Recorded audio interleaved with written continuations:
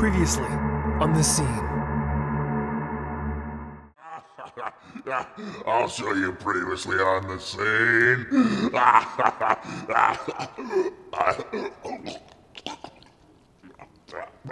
More.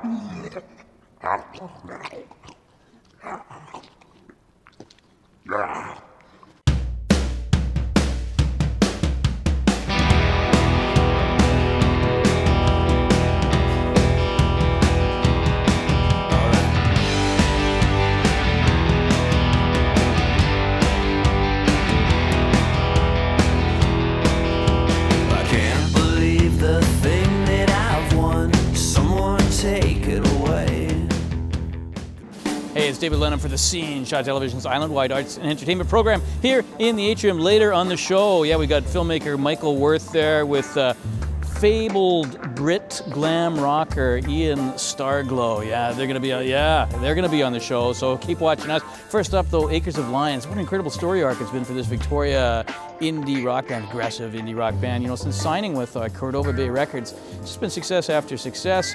In fact, their song Reaction from the last album, Collections, the finalist in an international songwriting competition. They've just been to Toronto's Music Week. They're going to tour across Canada. They got a new album out called Homes. They got a new single called Bright Lights, which we're premiering right here on The Scene. We went down to Market Square and shot some video with Tyson and Jeff. They are Acres of Lions. Yeah. So the new album's coming out. That's as exciting as it gets for a band. You're on the cusp of this. Who knows what's going to happen? Well, it's going to be fantastic. And it's called Homes. Yeah, it's Homes with a S or parentheses around the S. Okay, how come? Is it? And well, basically, we for all of 2012, we toured almost the whole year, and we actually wrote the album in its entirety on the road, like in the van, in hotel rooms, on an airplane, and you know, even when we were at festivals like Edgefest and the Cool Festival and Rock of the Woods and stuff we did on Vancouver Island last year, it was just all the inspiration for that album was from our tour life, our life on tour, and the concept of it, Homes, was that when we left early last year, like February of last year, we gave away our apartments, moved out of our houses. We didn't have any girlfriends. We quit our jobs, and we basically didn't have anywhere to live but the van. So, Homes is kind of the, you know, a split concept where, you know, home is where you make it, and like for us, it was the van most of the time. And you know, Victoria is still our home, but at the same time, Homes was all our homes across Canada. Was like our best friend's house in Edmonton, Calgary, Sask. Anywhere we went, we always have those people that we look to, you know, help us out. So you talk about Homes. Here you are, like touring like mad again. Toronto, you got a week at Music Week. You get back here for the March 29th Lucky Bar CD release in Victoria. Absolutely. And then it's touring across Canada again. Yeah. No more Homes, or Homes where you are, or hopefully a better van. Yeah. Well, I don't know. Our Van Halen, as we call her, she's still kicking it, and I mean, we're going to PEI this time, Prince Edward Island, and we're hoping she makes it there and back. The roads should be good, and this time we're going to be going out with a band called Kingsfoil, which actually we're going to do a lot of the East Coast dates with them. They're a band, I don't remember where they're from. Where are they from? They're from Pennsylvania. Pennsylvania, yeah, and it features Frankie Muniz of Malcolm in the Middle as their drummer. And you grew up probably loving that show. Oh yeah, I love that show. It's gonna be interesting, and you know, we're going to do the whole East Coast tour with them. It should be a fun tour. Mm-hmm. The sound Acres of Lions have crafted, you know, you're under Cordova Bay Records, is got a more melodic pop sound. It's less aggressive than it used to be, because I remember it was the old days. Oh yeah. It was a pretty aggressive sound, but yet you still managed to have that linger around, right? You haven't given up on that. Absolutely, no. I don't think we have given up on it. Just crafted this pop sound. Yeah, absolutely. I think it's, you know, it's a well thought out like aggressive pop rock band anthem with just like a really with an edge, and we try, like you said, we tried to like own that craft, and I think with this new album, Homes, it's a lot more directly representational of what we sound like live, whereas our previous albums were a little more. Not that we don't have faith in those and we don't believe in them, but it was just this new one. It's a little more what we sound like and what what our lives are on the road and like how we, you know, how we do. You know? Yeah, it adds a little more of that edge that people would come and see our shows and be like, man, you guys are rocking. I really like that edgy sound, and we tried to bring that back to the record. Just the whole process was different this time. We recorded the drums live, and we didn't go in and just like manipulate it to be perfect. When you talk about the raw sound, it's interesting because today, Market Square, you got a song for us that you're going to do, unplugged acoustic, it's Bright Lights, so it's the new sort of single from the album, but here we are doing it as a slightly toned down raw version, right? Can we call it that? Absolutely, absolutely. I think it's going to work because you know, like I said, we did write a lot of these songs on the road, and a lot of them became a song on an acoustic guitar, and I think this time around playing those songs, like acoustic versions of those songs, is going to be a lot more fun and like enjoyable for everyone because they were originally songs for the acoustic guitar, and I think it's going to be interesting on this tour doing a lot of radio and press to show them we have that side of our band nailed as well, the melodic toned down side, and you know, still containing that anthemic cheer, I think, you know, as they call it. Some people have called it that. I don't know what I call it. What do you call it? I think it just sounds great, man. 2,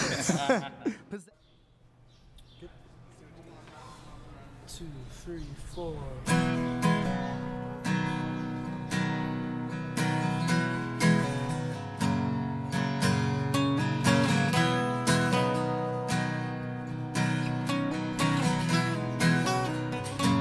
Do you still have resolutions? Did I make your list? I still never follow through on any of them but you. Am I still chasing your ghost?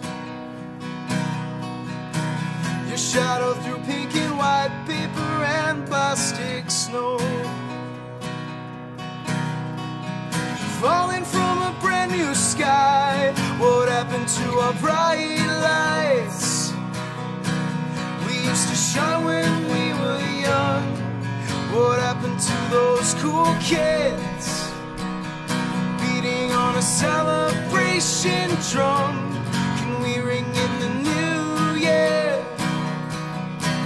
And will you try to act surprised when I kiss you at midnight? It ain't alive, you close your eyes. Whoa.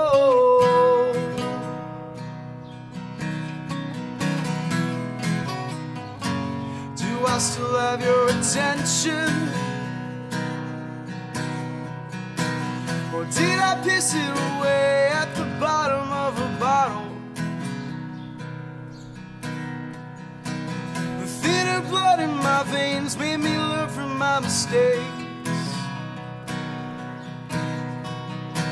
My charm and showmanship, oh, we're nothing if I can't.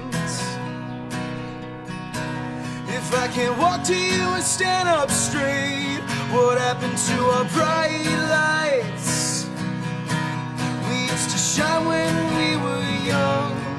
What happened to those cool kids beating on a celebration drum? Can we ring in the new year? And will you try to act surprised when I kiss you at midnight? It ain't alive, you close your eyes. The city sang like sirens, we rang through the night. I marched with you into the center of the mass. I won't forget that night you said, baby, this is it. This is love at first sight. Love at first sight. What happened to our bright lights?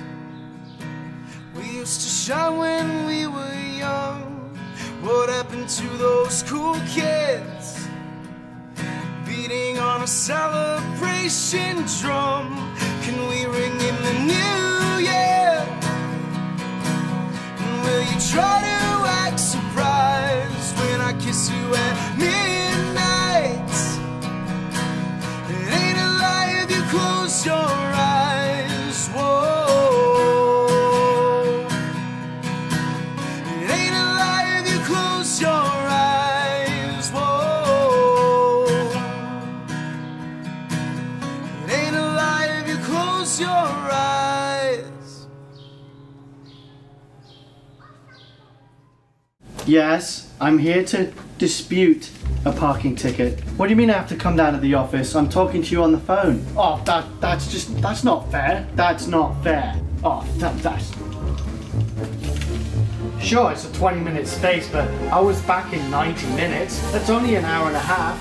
It says 20-minute meter, and I was only 90 minutes. That's only 70 minutes late. I went to get change. I was just gonna get change and come back.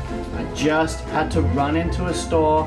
I was back within 2 minutes of this ticket being issued. I was helping an old lady with her shopping. So you're gonna punish me for helping out? Who's your boss? What's your name? This is ridiculous. What's your name? $20 is gonna come out of my pocket. Do you not want my kids to eat? Do you understand what this does to people, the stress level? How do you know I don't have kids? Do you know what the panic attack? I'm prone to panic attacks. Do you want me to have a panic attack right now? Sure, I'll give you my credit card number. 541269. So Michael Worth is his local filmmaker and director.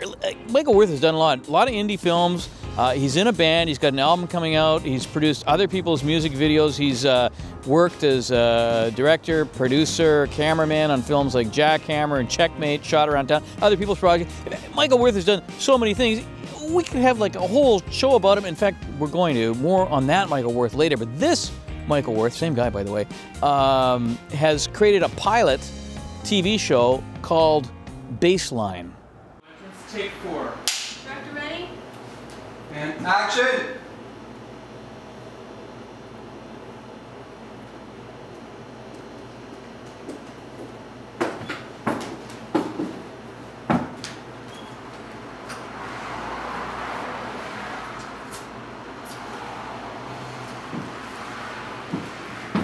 Ian Starglow. Okay, so Michael, Baseline, the pilot, you've been shooting it. Tell us a little bit about what it is. Baseline is it's a comedy. It's a pilot for a comedy series. It was fantastic. Don't mind me, but if I can answer that. This is Ian Starglow. He did a cameo. Yeah, for the guy from England. Yeah.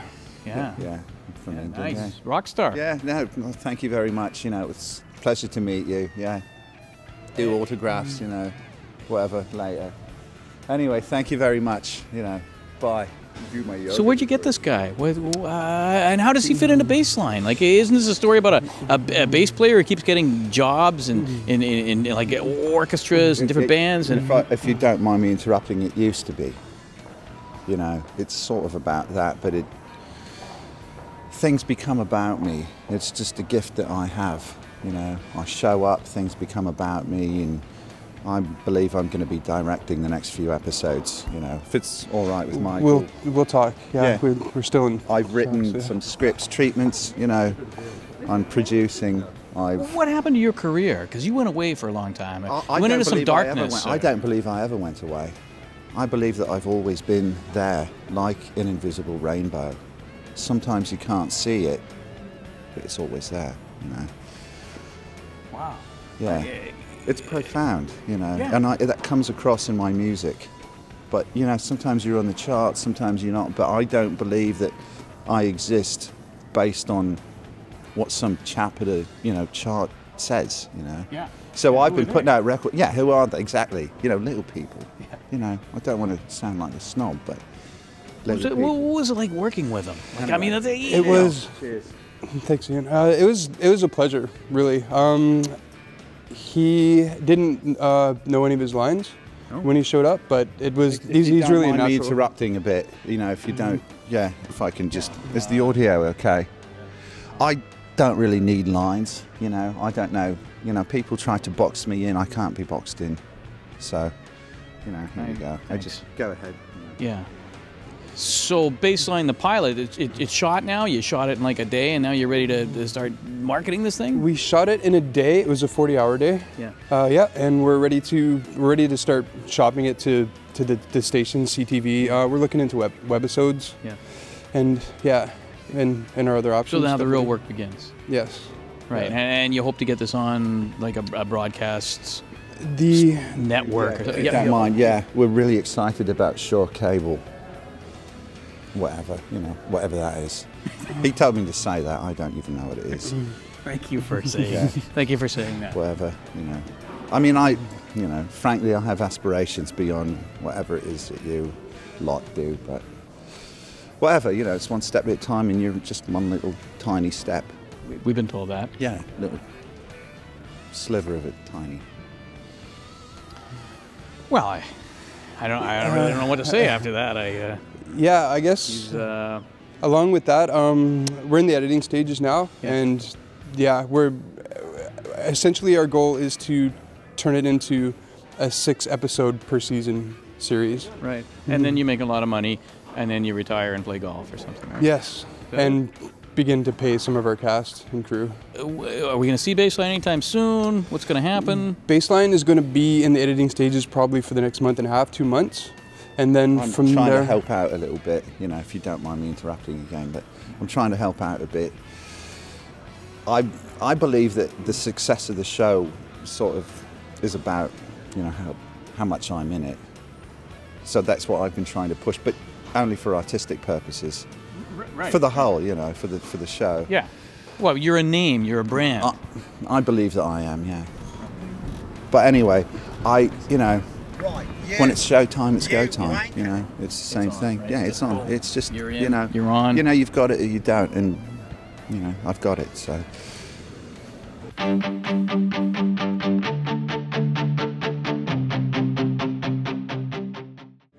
So here's a performance we shot at the Alex Goulden Hall. It's the Quelus Guitar Duo, Bradford Werner, Michael Diaz, and they're both instructors at the Conservatory of Music, which is why we're at the Alex Goulden Hall. They're playing a Celso Machado tune, which is kind of, if you will, a Canadian-Brazilian thing.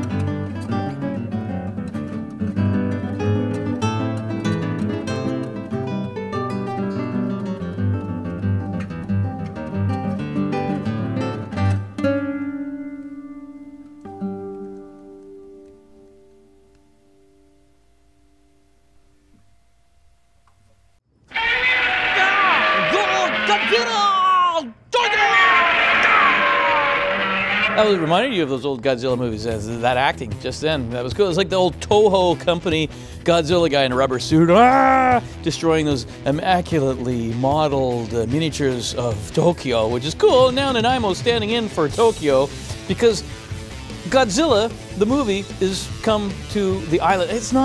It's a remake of a remake of a remake of Godzilla. It's not those old guy in the rubber suit, you know, Saturday matinee stuff, which I love. And it's not that super crappy Matthew Broderick piece, I don't know, the Roland Emmerich thing. No, it was called Project Nautilus, but it is Godzilla. So we went to find out a little more about it. We didn't get any of the stars, we didn't get the monster, we didn't get Juliette Binoche or anything. We did get our own, the scene's own, Nanaimo Bureau Chief, Jocelyn Matwee, in the hub city, which is standing in for Tokyo, talking with Joan Miller, who's the North Island Film Commissioner. Because projects like this, big movies like this, really do have a great impact on all our smaller communities.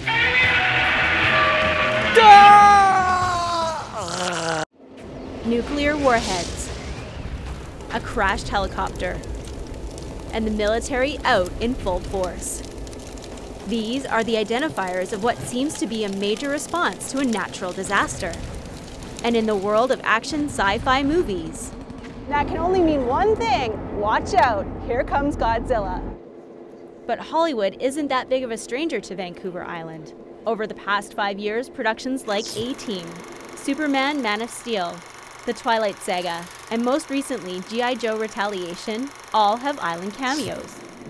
But the local hype behind Warner Brothers and Legendary Films' Godzilla is that it's being filmed right in the heart of Nanaimo, an experience the harbor city rarely gets to see. And background, go. There's so much press now going on with what's happening here, yet this goes on every day in Vancouver.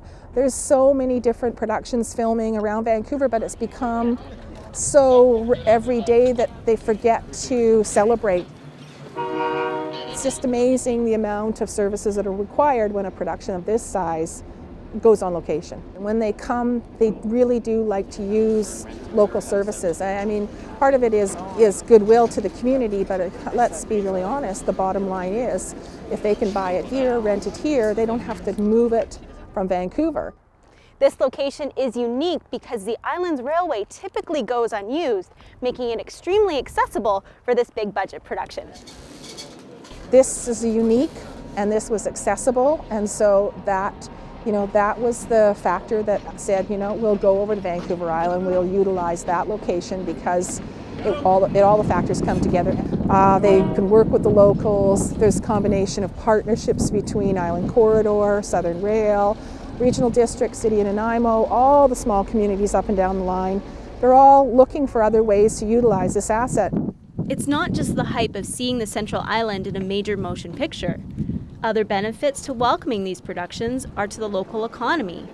When you look around here and you see all the rentals and the services, all those are service production jobs that are benefiting from this industry. So sometimes it takes them to come to a community like this, or we've had movies film all over our region where there's this excitement about it in the community, and it kind of raises the profile. But not only does it raise it for our area, it reminds our whole province how important this industry is to the province of British Columbia, how many jobs are involved, the kind of experience and talent that we have in this province, and the kind of variety of locations is why the industry continues to look at British Columbia as a filming destination. Though the big scaly lizard didn't make his appearance in Nanaimo, he is scheduled to hit the big screen in summer of 2014. In Nanaimo, I'm Jocelyn Natwi. Juno-nominated Canadian indie rockers, Hollerado, originally from Ottawa, I think it was. They were in town recently, and they were doing something with the Zone radio station, and they set up at the Dance Victoria Studios in front of a live studio audience and played for our cameras. The scene was there to capture this. The Zone at 91.3, Modern Rock.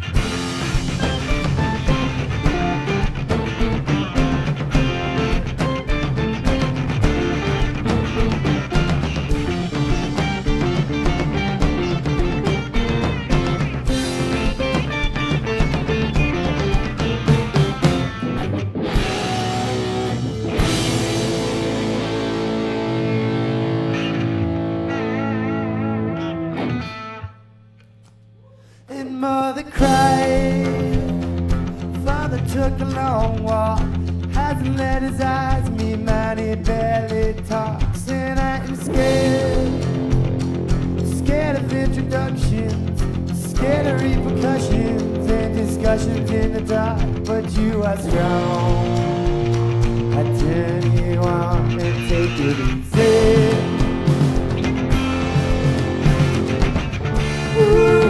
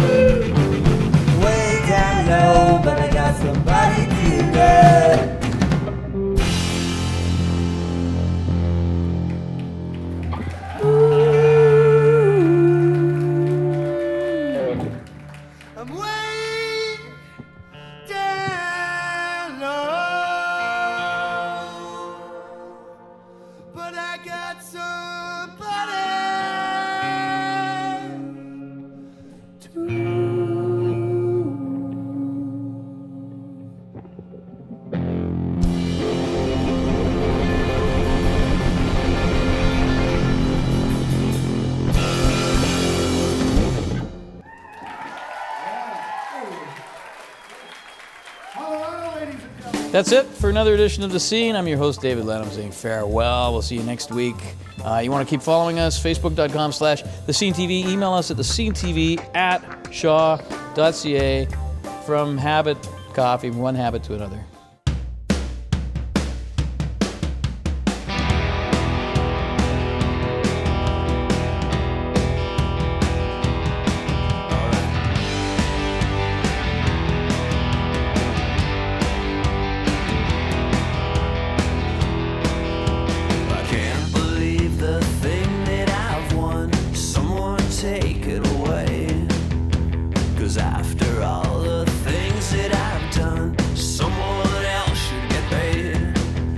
Now someone else should be